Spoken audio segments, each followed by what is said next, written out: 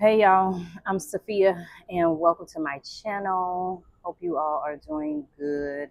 I'm doing great. Just wanted to do a quick little vlog here. I am back from celebrating my birthday. I had an amazing time turning another year around the sun. Here we are doing it, loving it. And this year I did something a little different. I spent my birthday with my family.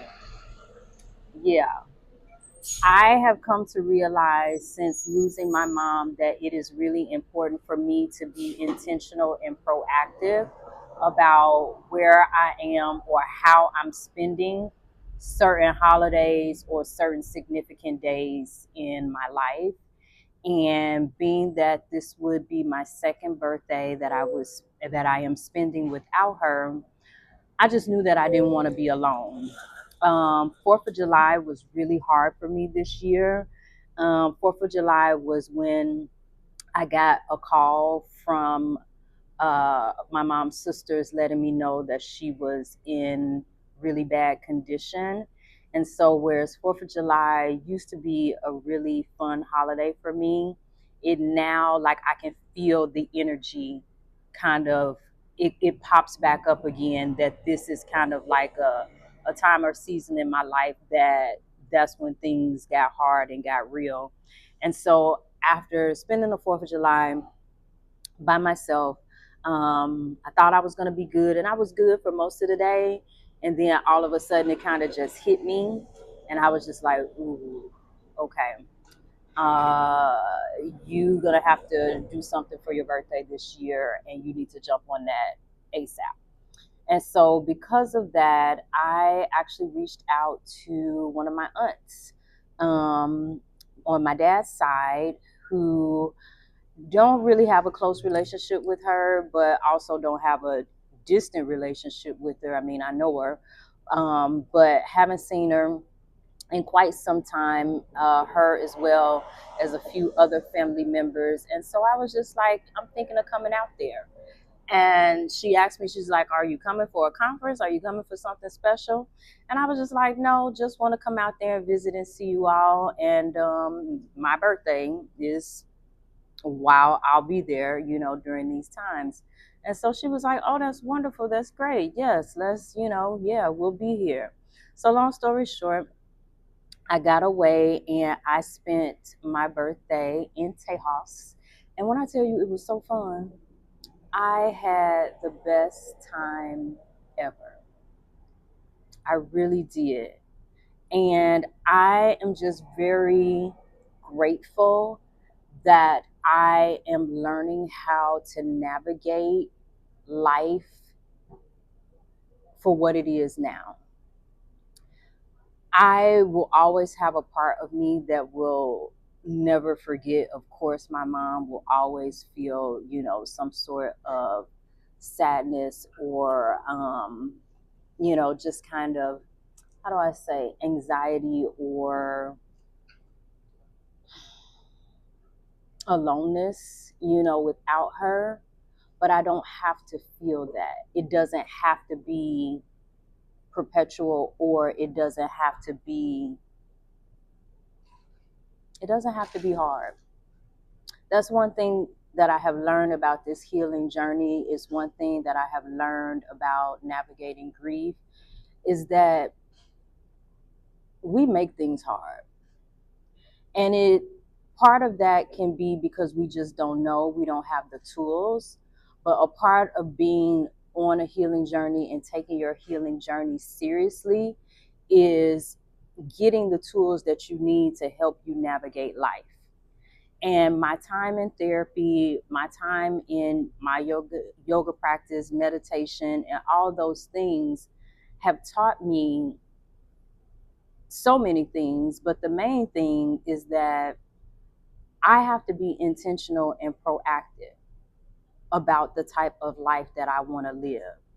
If I don't want to live a life that is filled with sadness and gloom and heaviness, then I have to choose things that are going to bring me a different outcome, that are going to bring me light, that are going to bring me joy, that are going to bring me peace and happiness. And while we don't know what every experience will give us or bring us, I think a part of us being proactive in the experiences that we are wanting to have, it already creates a sense of what if things all work out? And so, in some ways, I was kind of dreading going to visit my family, because not dreading, that's a heavy word. It wasn't dreading. I would say more anxious. I was more anxious to go and see them because, as I said, I haven't spent a lot of time with them. But also, I had a sense of excitement and of, you know, anticipation for going to see them, because I wanted to see them. I wanted to be around them. And so, because I wanted these things, then I have to show up in a way that says that I am ready to receive what this experience is going to bring me. And what if it all works out? Opposed to, oh my goodness, it's going to be this, it's going to be that, blah, blah, blah, blah, blah. You know, sometimes we have to change our perspective on how we see things, or how we want to navigate things, or how we want to approach things. On my website, I recently wrote an article that says all you got to do is say yes. And it comes from a mindfulness practice that invites us to say yes instead of no. What if us saying no is creating more negative experiences in our lives, and is also draining our energy more? Whereas if we said yes to things, that could or would invite joy, would invite energy, and also invite fulfillment and pleasure in our lives. And so when you think about that, it's a reframe, because the purpose of this practice is saying that when you say no, you're oftentimes saying no as a default. You're saying no in order to be in a state of control. And by all means, if you're saying no to something that has, um, may have what is it called, a negative connotation, or that's going to cause you harm or whatever, then by all means, say no. But if you could say yes to something, then ultimately, if it all works out, you just said yes to yourself. You said yes to expanding your life. And you said yes to something that offers you another way of seeing things.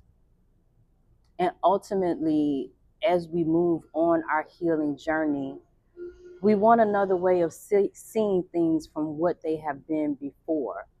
And so, a part of me taking this trip to go and see my family was wanting to see things other than what I have seen before. We've had our difficult times, we've had our challenges, we've had our things that we've had to navigate through. And ultimately, I'm not in that place anymore. Acceptance has been the space that I have been moving from. And one of the things that I have to remind myself is that I'm on a healing journey. They not. I don't know what their life is, to be honest. But also at the same time, I know what it is that I'm doing so that I can be in a better place. And so I have to show up in my life as well as around them with these tools or with these things that I'm learning. And so ultimately, they can get to still be who they are. But I also get to now be who I am in a more learned and expressed way. And it also gives me more insight to myself.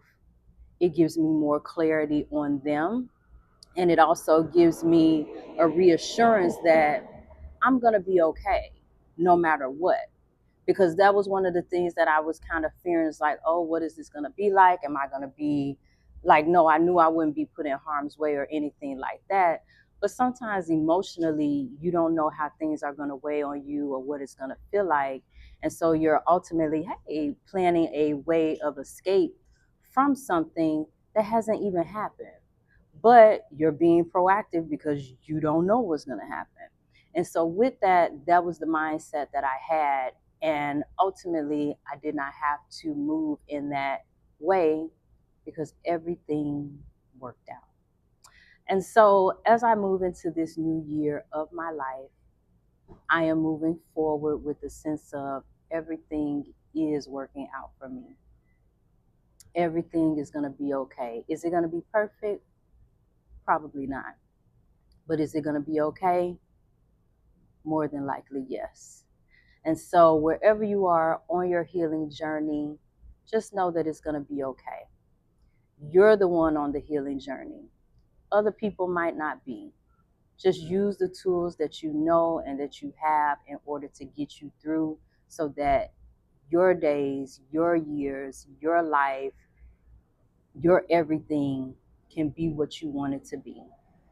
And so, with that, hit subscribe, follow for more. What do you think? Share with me in the comments.